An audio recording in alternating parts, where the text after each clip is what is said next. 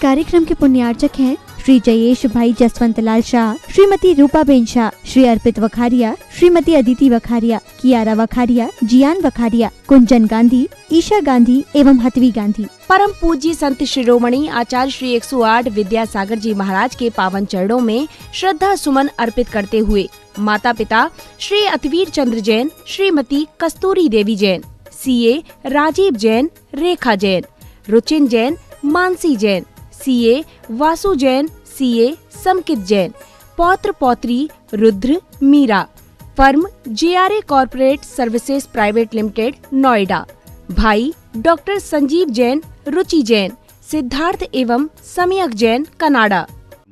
धर्म की आचार्य गुरुवर श्री कुंद कुंद भगवान की, आचार्य गुरुवर श्री ज्ञान सागर मुनि महाराज की,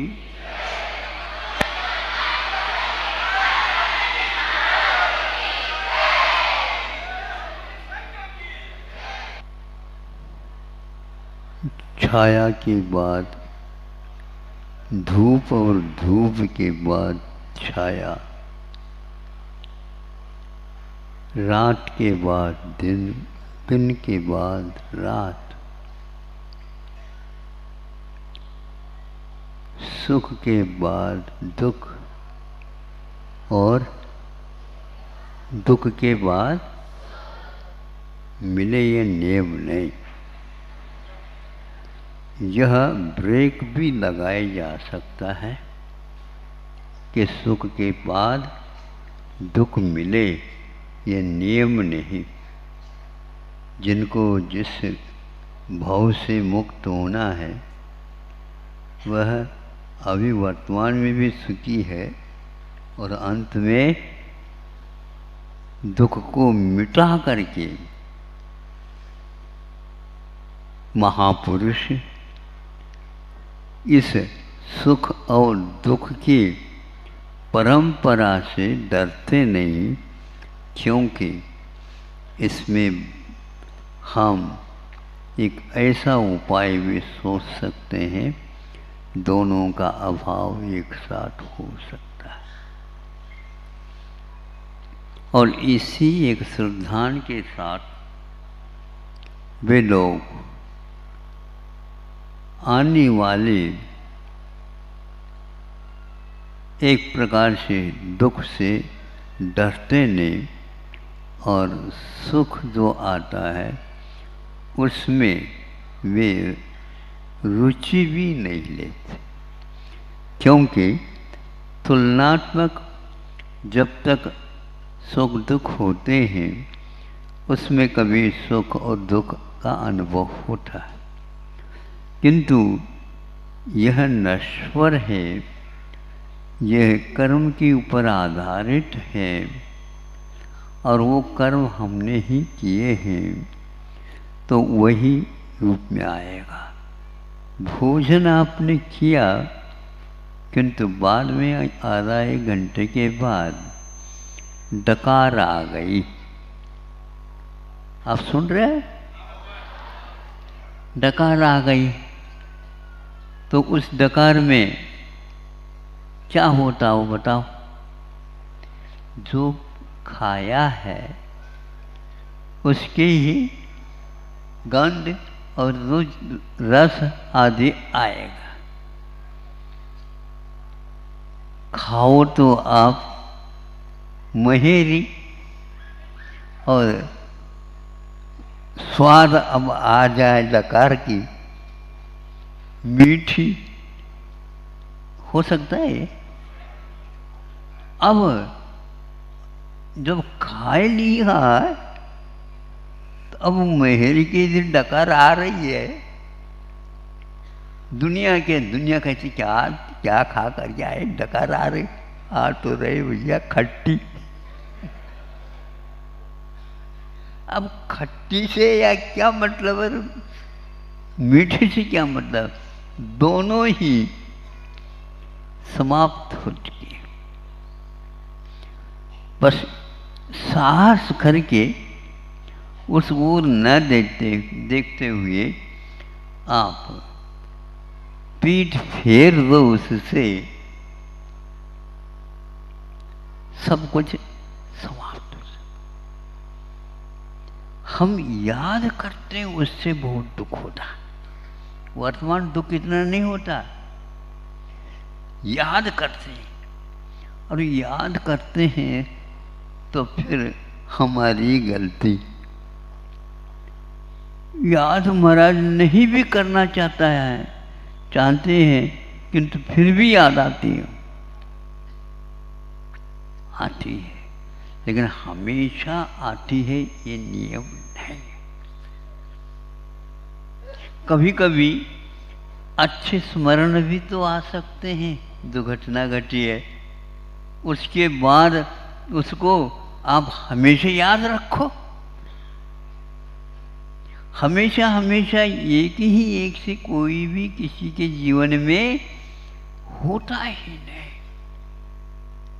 इसी एकमात्र सिद्धांत से बड़े बड़े कष्टों को महापुरुष लोग सहन कर जाते हैं, और दीनहीन संसारी हम लोगों की कथा अलग हो जाती। धैर्य नहीं महाराज, आप दे दो एक पक्का सिर दे, और उसका दाम कितना है बता दो।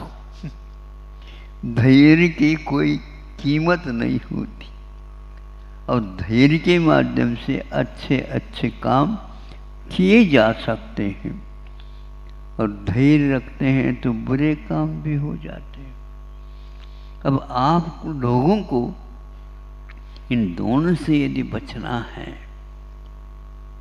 संसार में और कुछ नहीं, केवल बचना चाहे तो बच सकते हैं, नहीं है तो जो पहले किए हैं उसमें हर्ष विचार किए बिना उस घटना को याद करो, तो कर्मों की निर्जरा जितना चाहो उतना होने लग जाते। होता होगा क्षणिक था, बुद्धि में बात नहीं आई और ऐसा बुरा कर दिया, किंतु अब याद रखूंगा दोबारा वह ऐसा घटित न हो। तो जो घटित होता है उसका स्मरण में भी जो व्यक्ति साहस के साथ उसमें हर्ष विषाद नहीं करता है, मोक्ष मार्गी कहलाता है। संसारी प्राणी इसको नहीं सीख पा रहा है, इसलिए गुरुदेव हम लोगों के ऊपर दया करके बताते हैं, घबराने की कोई बात नहीं है।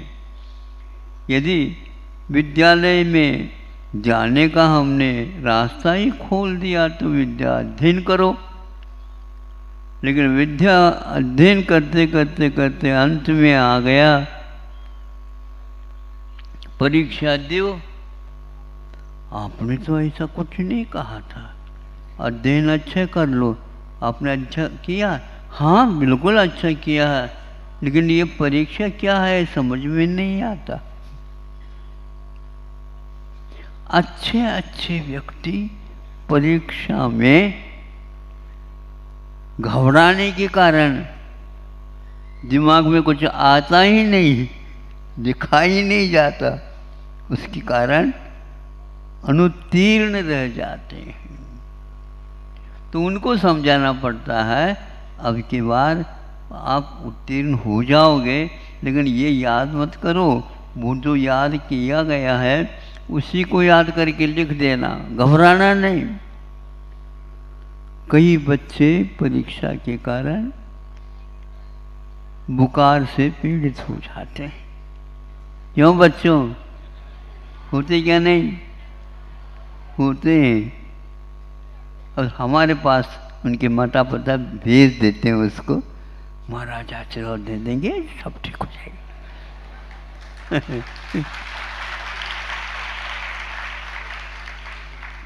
हम पहले अपने आप को संभालते हैं, उस जैसे हार हमारे न हो। क्योंकि है वो एक जादू जैसा है। अब एक उदाहरण हम दे देते हैं ताकि आपको हमेशा याद रहेगा, आगम का ही है। और चारों तरफ एकांत है, मनुष्य का नामो निशान नहीं है। वन्य पशुओं की आवाज़ चाहे दिन हो चाहे रात हो, वहाँ पर कोई आने वाला नहीं है। यदि पशुओं को, पक्षियों को डर लगता है तो मनुष्यों से ज़्यादा, वहाँ पर कोई है ही नहीं। और 2 व्यक्ति मात्र वहाँ पर है। परीक्षा की घड़ी है, साहस रखना होगा। लेकिन महाराज धैर्य की बांध टूट रही है, कब तक रखें? हाँ, वह भी नश्वर है ऐसा समझो। और कर्म निर्जरा हो रही है और निश्चित रूप से उदय में साता भी आएगी, वह साथ देगी। लेकिन यदि भीतर है तो बाहर आएगी। इसलिए बंद प्रक्रिया को समझ दो, डकार की भांति उसको भी ध्यान में रख देना साहस के साथ। 2 व्यक्ति आपस में बोल रहे हैं, किंतु कोई तीसरा व्यक्ति वहाँ नहीं आ रहा।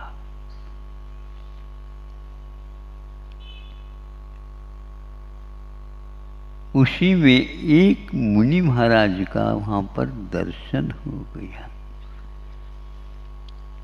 ये पुण्य का उदय है।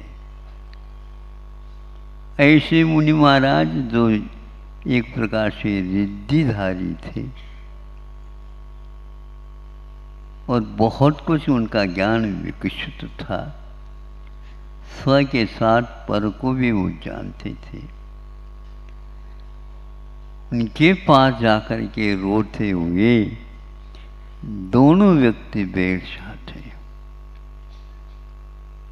भगवान आप ही है, इतने दर्शन दे दिया, बहुत अच्छा हुआ। किंतु इसके उपरांत भी जो पहाड़, चट्टान सिर पर गिर रहा या गिरेगा, गिर गया, इसका कौन, कैसा? और गर्भ में शिशु है, उसका कैसा होगा? तब मुनि महाराज कहते हैं, तुम घबराओ नहीं, उसके द्वारा ही तुमको आगे पुण्य का और संबल मिलेगा। हम सोचते हैं उसका, उसके कारण यदि मिलता तो वो गर्भ में है। हाँ, गर्भ में है, किंतु वह जन्म लेगा तब तो सब कुछ रास्ता साफ हो जाएगा। आप कभी भी असत्य बोल नहीं सकते। वहाँ गर्भ में जो है शिशु, वह तद्भव मोक्षगामी जीव है।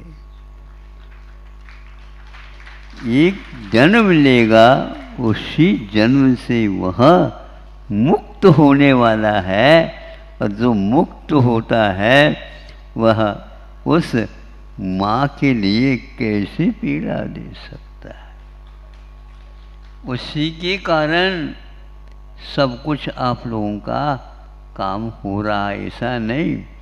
आपने भी बहुत बड़ा पुण्य किया है, लेकिन पाप भी किया है, उसके कारण यह मिल रहा है। सुन करके दोनों आश्चर्य में पड़ते हैं। इतने संकटों के पहाड़ों को हम लांघते हुए आए, किंतु गर्भ में वह जीव है, कैसा है? तद्भव मोक्षगामी। वह स्वयं तो मुक्त होना ही है, दूसरे के लिए भी पूरा रास्ता बना रहा। और रिद्धिधारी मुनि महाराज इसके बाद आकाश में उड़ जाते हैं। कैसा लगता। इतने दुखी जीवों के पास भी वे बोले और आशीर्वाद दिया, सांत्वना दी और सहानुभूति हुई, इतना ही पर्याप्त था और वो चले। क्योंकि दुखी जीवों को देख करके मुनि महाराज सीमा तक ही संबोधित करते हैं, ज़्यादा करने से उनको भी उसके ऊपर दया बहुत होती है, क्योंकि करुणा के धनी रहते। इसलिए वह राग न हो जाए अथवा स्वयं दुख के संवेदन से पीड़ित न हो जाए, यह भी उन्हें देखना पड़ता है। समता रखने के लिए, सुख और दुख के लिए तैयार रहते हैं।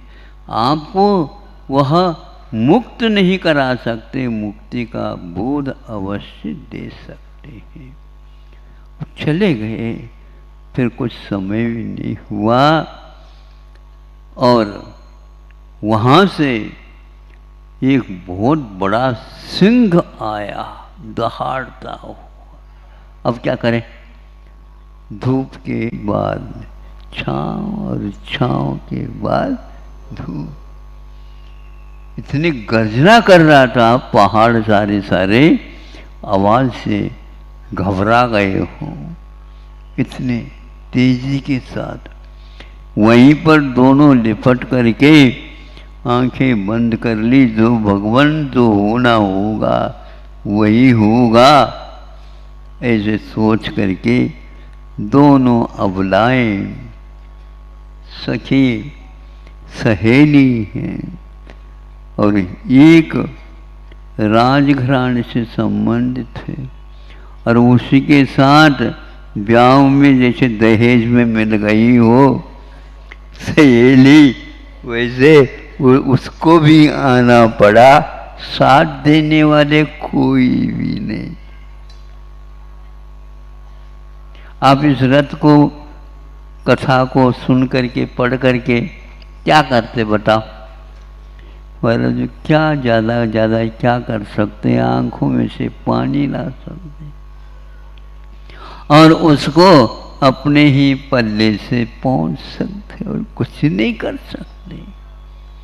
ऐसा ही हुआ। उसी बीच में एक और दहाड़ता हुआ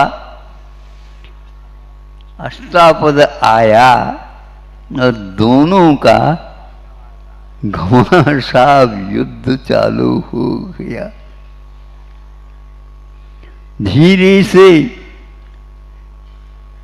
वसंत लेना, उसको देखा वसंतमाला, देखा घबरा गए, ये एक के दो हो गए और हम भी दो हैं, अब क्या होगा? देखा अब तो उसी समय वह जो अष्टापद था उसने उस सिंह को पछाड़ करके भगा दिया और स्वयं भी गायब हो गया। ये कौन अष्टापद और ये कौन सिंह? एक साता के उदय में और एक असाता के उदय में।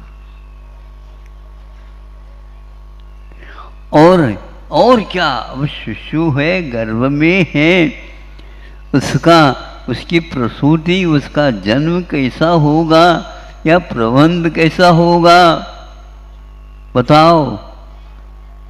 आप लोग जनता का प्रबंधन कर रहे हो क्या? नहीं, महाराज टूटी फूटी कर रहे हैं। तो उस आपको तो कम से कम टूटी फूटी कर रहे हैं, लेकिन वहाँ पर जंगल में गुफा में वो दोनों हैं और वहीं पर रह करके जन्म देना है, कैसा होगा बताओ? किंतु उन्होंने कहा तद्भव मोक्षगामी जीव है, इसलिए सब प्रबंध होगा।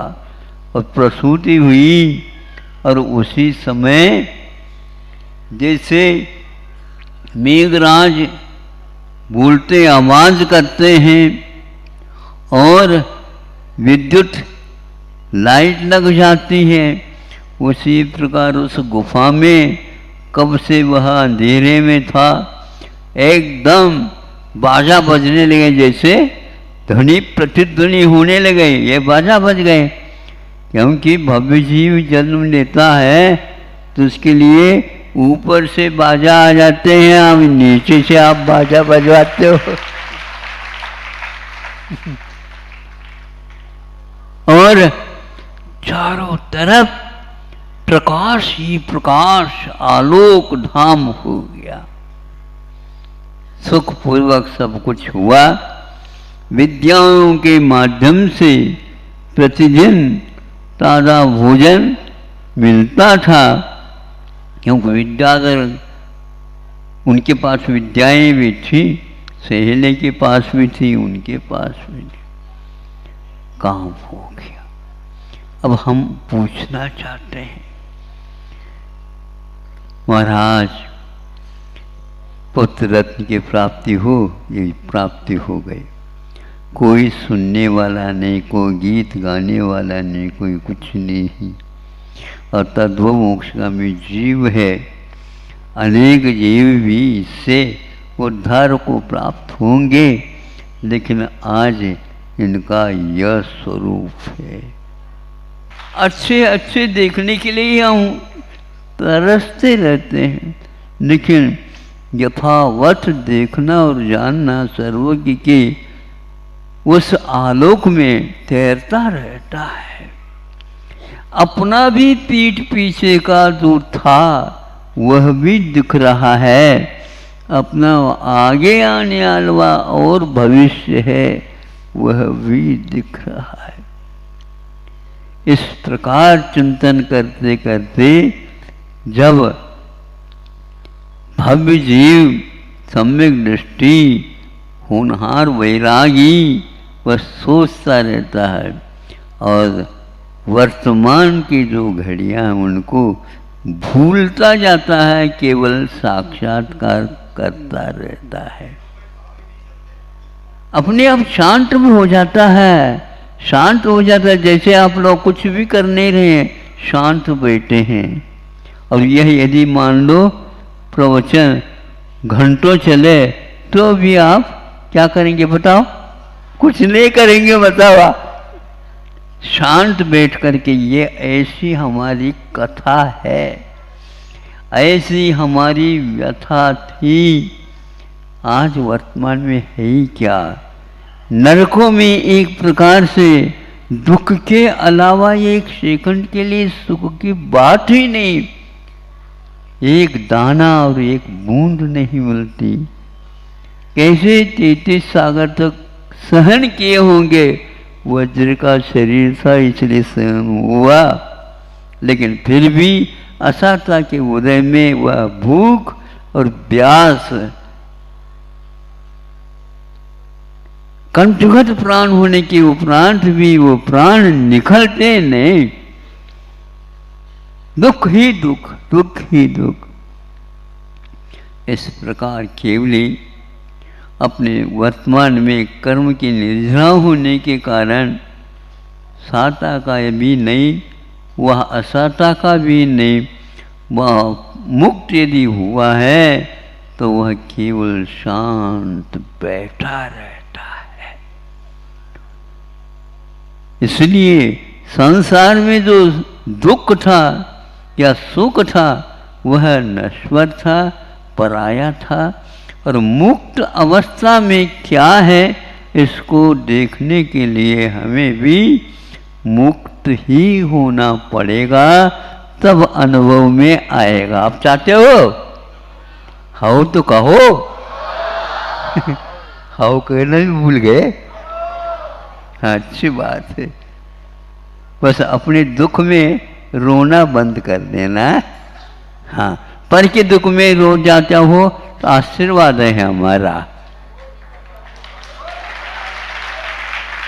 पर के दुख को देख करके आप रोते हो तो हमारा आशीर्वाद है। और अपने दुख किसी के सामने नहीं रखना, छुप करके हमारे सामने रख देना। क्योंकि हमारे लिए आचार्यों ने कहा जो कोई दुखी आता है तो उसको सांत्वना देते देते नहीं भी दे पाओ लेकिन उसको सुनते जाओ, तो उससे उसको भी क्यों क्या ऐसे लग रहा है महाराज, हल्का सा लग रहा है। दूसरी इसलिए दूसरे के दुख को सुनना भी सीखो, अपना ही कथा मत कहो। सुन रहे हो क्या? नहीं हो महाराज, तो एक बार कह दो कि हम अपनी नहीं दूसरे के दुख को आपके सामने रखते हैं और अपने भी रखते हैं। हमें भी ऐसा धैर्य और धीरज दो, भगवान सबका दुख दूर हो जाए। अहिंसा परमो धर्म दिव्य। ओम नमः सिद्धेभ्यः। ओम नमः सिद्धेभ्यः। अहिंसा परमो धर्म की आचार्य गुरुवर श्री कुंद कुंद भगवान की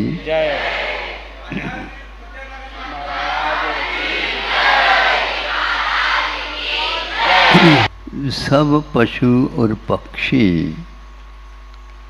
अपने अपने परिवार का लालन पोषण आदि करते, जैसे मानव भी करता है।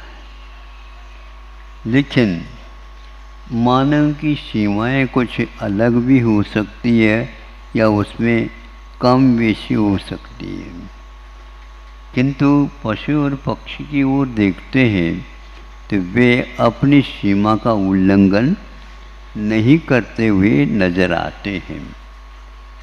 हिंस्र होना अलग है, किंतु परिवार का पालन पोषण करना और उसमें सीमा का उल्लंघन नहीं करना। सिंह अपने परिवार का यदि पालन पोषण करता है तो जन्म से उस शावक बालक को वह अन्य कोई भी खाद्य पदार्थ पेय पदार्थ उपयोग में नहीं लाता। सुनते हैं जहाँ कहीं भी यह अभयारण्य वगैरह बनाते हैं वहाँ पर इनका दृश्य देखने को उपलब्ध होता है। 6 माह तक क्यों, 6 माह तक वह अपना ही दूध पिला करके उसे अंतिम क्षण तक, उसके जीवन के अंतिम क्षण तक उस प्रकार के बल पैदा करा देता है। बाकी बाद में जो कुछ भी खान पीन राशन होता है वह अलग वस्तु, किंतु जो प्रकृति पुष्ट करने की जो चीज़ें थी वो 6 माह तक होते हैं। बीच में और कोई भी वस्तु देते नहीं और अन्य कोई भी वस्तु उपयोग में नहीं लाते। ये बंधा हुआ रहता है। मनुष्य ही एक ऐसा है, मांसाहार भी करता है, शाकाहार भी करता है। कहीं कहीं पर शाकाहार कम और मांसाहार की विपुलता बहुतता हो जाती है। उसके परिणाम भी सामने आते। तो एक प्रकार से पक्षी को देख ले, हम 2 प्राणियों को आपके सामने रख रहा हूँ। तो पक्षी है तो वह अंडे देने के उपरांत अपने पंखों के माध्यम से अथवा अपने ही शरीर के माध्यम से उसके ऊपर बैठ करके या पास बैठ करके ऊष्मा प्रदान कर देते हैं। इसको ओजाहार बोलते हैं शास्त्रों में। ओज मैंने एक प्रकार से शक्ति, ऊर्जा, और उसका प्रदान किया जाता है। वह स्वयं छोटा जो पक्षी है वह एक प्रकार से विकास को तो प्राप्त हो रहा है जो 9 कर्म वर्गणाओं को ग्रहण करके, किंतु इस ओजस के माध्यम से उसकी पुष्टि होती है और वह कुछ समय की सीमा तक ये करती रहती है। उसके कारण वह पक्षी भी थोड़े से पंख बड़े हो गए तो उड़ने का भी काम प्रारंभ कर देता है। यह सारा का सारा क्रमिक होता है, एक साथ नहीं होता। एकदम पंख है इसलिए उड़ जाए ऐसा नहीं होता। एकदम आप लोग भी सीख करके आ जाए, एकदम दुकान में बैठ जाए तो दिवालिया हो जाए, दशहरा तो होगा ही नहीं। ऐसा क्यों होता है? नहीं, कुछ अनुभव लेना चाहिए, आवश्यक होता है। डॉक्टर भी बनते हैं तो भी एकदम उनको वह मरीज को हाथ में नहीं देते, किंतु 6 माह या 1 वर्ष या 2 वर्ष उनके लिए प्रैक्टिस जिसको बोलते हैं, आचरण करा देते हैं, प्रयोग देते हैं, उस सामने देखते हैं आदि आदि। इस ओजाहार यह आगम में भी आया है। कर्माहार भी होता है, ओजाहार भी होता है, कवलाहार भी होता है। आप लोग कवल को ही मुख्यता देते हैं, ये गलत है। किंतु उसके साथ साथ कर्माहार और नो कर्माहार को भी बल देना चाहिए, जिसके माध्यम से आपको अकाल में भी कुछ ऐसा बल भी मिल सकता है। भाव यदि आप उज्जवल रखेंगे तो नो कर्म भी जो आपके लिए शरीर के लिए हितकारी है, पोषक तत्व है, वह आना प्रारंभ हो जाता है। उससे पूर्व में उस बच्चे को बीच में एकदम ही, जिसको हिचकी बोलते हैं आप लोग, क्या बोलते हैं? हिचकी लगने लगी तो माँ कहते हैं बेटा थोड़ा सा पानी पी ले। ये बताओ ये हिचकी क्यों लग रही है? हाँ ऐसे लगते हैं बेटा। ना ऐसे कैसे, अभी तक तो लगे नहीं थे। तो कहते तुम्हारे पिताजी ने तुमको याद किया होगा।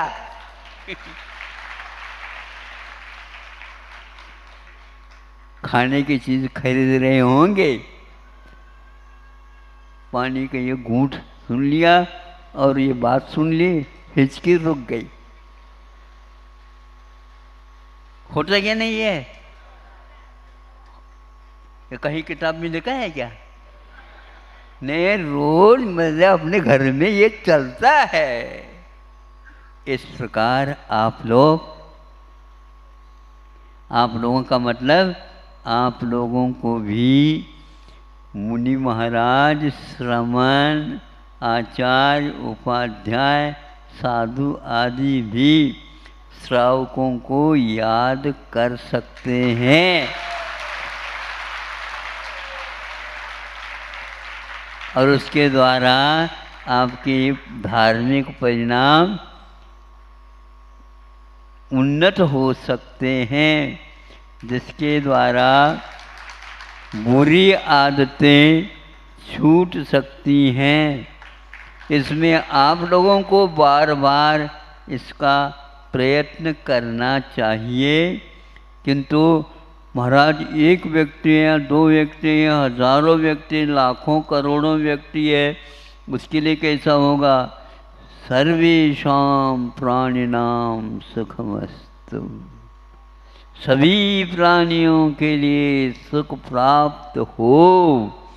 इस प्रकार का परिणाम यदि श्रमण लोग भी करते हैं, अपना है क्यों, किंतु दूसरे को भी अपनाया जा सकता है।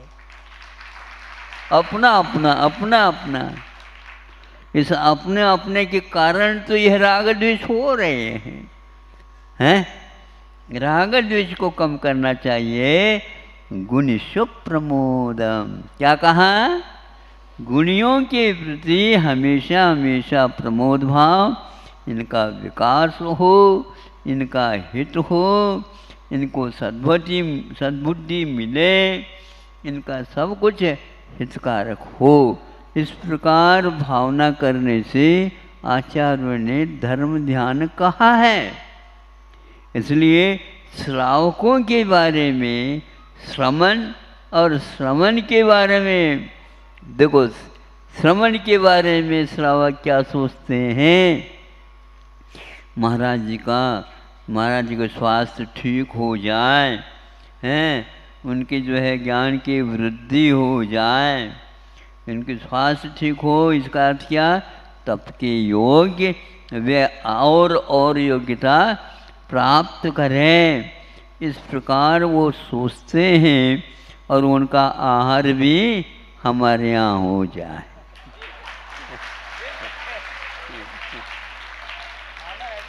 भावना क्यों नहीं रहेगी? जब वृत्ति परिसंख्यान में श्रावकों के घर श्रावक उनकी संख्या को लेकर के वृत्ति परिसंख्यान मुनि महाराज कर सकते हैं, तो श्रावक भी कर सकते हैं। दुकानदार भी ग्राहक नहीं आ रहे हो उस समय ये सोच सकते हैं ग्राहक आ जा ऐसे भावना करने की अपेक्षा सद्भावना करो तो अच्छी दुकान भी चल सकती है। दुकान तो आपको छोड़ने के लिए नहीं कह रहा हूँ, लेकिन ऐसे भी आप चिंतन कर सकते हैं। सबको हमारे यहाँ जो सामान है, चीज़ वस्तु हैं, ये वस्तु उन लोगों के लिए, ग्राहक के लिए लाभप्रद हो, उनके लिए हितकारी हो आदि आदि, ताकि वह और ग्राहकों को भी ले आ सके। ग्राहक तो बढ़ेंगे। अब ऐसे खाली बैठे बैठे कहने से नहीं बढ़ते हैं, आप सद्भाव करते जाइए। ये सब धर्म ज्ञान होता है। रोटी बनाते हुए भी और घर का काम करते हुए भी और चक्की चलाते हुए भी पहले शुद्धोसी बुद्धोसी निरंजनोसी बोलते हैं क्या नहीं? ये पाठ बोलते थे और इधर वहाँ मंत्रित आटा नीचे अपने आप आता जाता है और उसके माध्यम से, उसके सेवन करने से अच्छी अच्छी बातें आ भी सकते हैं। ज़्यादा क्या कहें, समय आपका ज़्यादा नहीं लेना चाहता, लेकिन फिर भी थोड़ा सा ज़्यादा हो गया, इतना ही पर्याप्त है। वह मगरमच्छ के द्वारा भी उसकी संतान पुष्ट हो रही है, उसी प्रकार पक्षी के माध्यम से भी वह बच्चे बहुत जल्दी सशक्त हो करके वो आसमान में उड़ सकते हैं। आप आसमान में उड़ने के लिए चली जाएं, नीचे गिर जाएंगे, ध्यान रखो। उसके लिए भी अलग कर्म चाहिए, तभी आप आसमान में उड़ सकते हैं। महाराज विमान में तो उड़ सकते हैं, बिल्कुल उस विमान को भी पक्षी की भांति ही बनाया जाता है और उसमें ऐसा यंत्र फिट कर दिया जाता है और पेट्रोल डालने से और वह भागता भागता भागता एकदम ऊपर उड़ जाता है। इसी प्रकार आपकी संतान भी अच्छे संस्कार डालोगे, वह अच्छा अच्छा कर्म करेगा और कर्मों का भी नाश अगर एक आध जीवन में कर सकता है। इन्हीं भावनाओं के साथ अहिंसा परमो धर्म। इस कार्यक्रम के पुण्यार्चक थे श्री जयेश भाई जसवंत लाल शाह, श्रीमती रूपाबेन शाह, श्री अर्पित वखारिया, श्रीमती अदिति वखारिया, कियारा वखारिया, जियान वखारिया, कुंजन गांधी, ईशा गांधी एवं हथवी गांधी। परम पूज्य संत शिरोमणि आचार्य श्री 108 विद्यासागर जी महाराज के पावन चरणों में श्रद्धा सुमन अर्पित करते हुए माता पिता Shri Atveer Chandra Jain, Shrimati Kasturi Devi Jain, CA Rajeev Jain, Rekha Jain, Ruchin Jain, Mansi Jain, CA Vasu Jain, CA Samkit Jain, पौत्र पौत्री Rudra Meera, firm JRA corporate services private limited Noida, भाई डॉक्टर संजीव जैन, रुचि जैन, सिद्धार्थ एवं सम्यक जैन, कनाडा।